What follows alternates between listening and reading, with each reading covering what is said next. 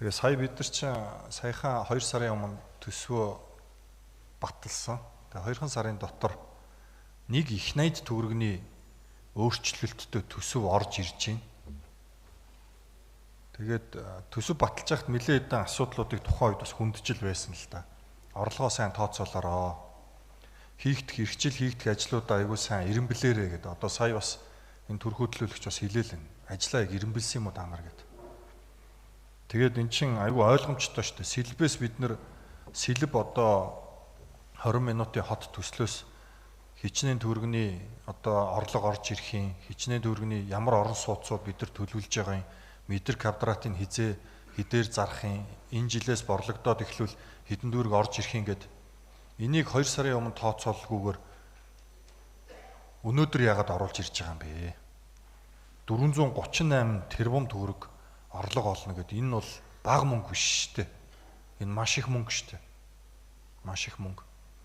За бид нэр дотоодоос болон гаднаас зээл одоо ямар нэгэн хэлбэрээр зээл бонд гаргаад сурцсан. Энэ одоо анх удаа хийж байгаа ажил бол бас биш. Тэгээ ингээд дотоодын зээлгээд 200 тэрбум гээд нийтдээ эн чинь ингээд 800 хэдэн тэрбум төгрөгийн одоо орлого олох гээд оруулаад ирсэн байна шүү дээ. За ингээд энэ ажлуудын хамгийн одоо анхаарал татж байгаа 3 одоо том төсөл байна. Улаанбаатар трам чив чимээгүй байж исэн чинь 350 тэрбум төгрөг гээд ороод ирсэн байна. Одоо энэ 26 онд энэ 350 тэрбум төгрөгийг зарцуулж амжих юм уу? Энэ 350 тэрбум төгрөгөөр Улаанбаатар трам гэдэг энэ төсөл хаана яг юу хийгдэж байгаа?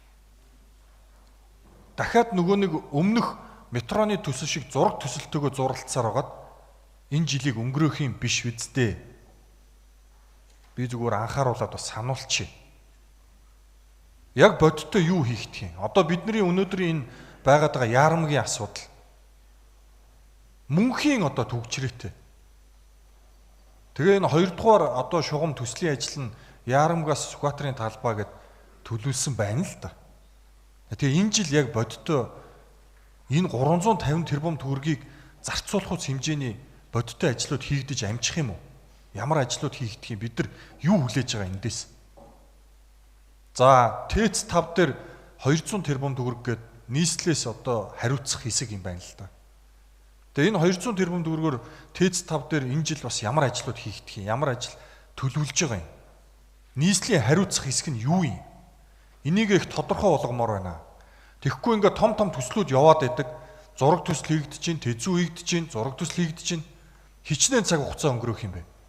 Би одоо энэ метрог бас сануулмаар байна. Энэ хаана орчив, юу болчихв?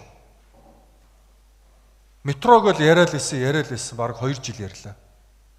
Өнөөдөр ямар үе шаттай юу болж байгаа тодорхой бос.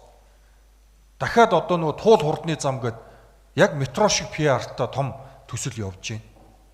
Ямар үе шаттай явж байна. Маш их мөнгө тавьсан байгаа шүү дээ бид нар. Маш их мөнгө тавьсан баг. Гэтэл өнөөдрийн Улаанбаатар хотын иргэдийн тулгамдж байгаа өдөр тутмын асуудлыг бид нар бас давхар шийдэл явж явах ёстой. Тэр одоо саналууд хайччихв. Энэ төсөл орж ирж байгаа бол төлөөлөгч нараас урьдчилсан байдлаар бас саналууд авч болдгоо юм уу? Шууд ингээд үрж тавиад оруулж ирээд ингээд танилцуулаад явах юм. Тэгээ энийгээ батлна гэдээ дайрах юм. Тэгээ эн чинь буруу гэдэг нь ингээл 2 сарын дараа ингээл нотлогдож штэ. Үгүй юм уу? Энийн өмнөх төсөв. Одоо ингээд тодтол.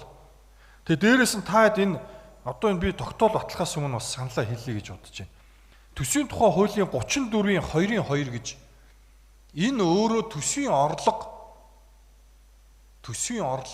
хүрэхгүй тохиолдолд орлого тасарсан тохиолдолд онцгой тохиолдолд гэж байгаа шүү дээ. Гэтэл та хэд тайлбарлахдаа КОП 17-г урдаа бариадах юм. КОП 17 дээр чинь 70 тэрбум төгрөг л биш шүү дээ. Гэтэл та нарын одоо энэ оруулж ирж байгаа төсөв чинь бараг нэг их 80 төгрөг биш шүү дээ. Тэгээ КОП 17 чинь өнөөдөр болж байгаа зүйл биш шүү дээ. Бид нар жилийн өмнөөс энийг мэдсэн байсан.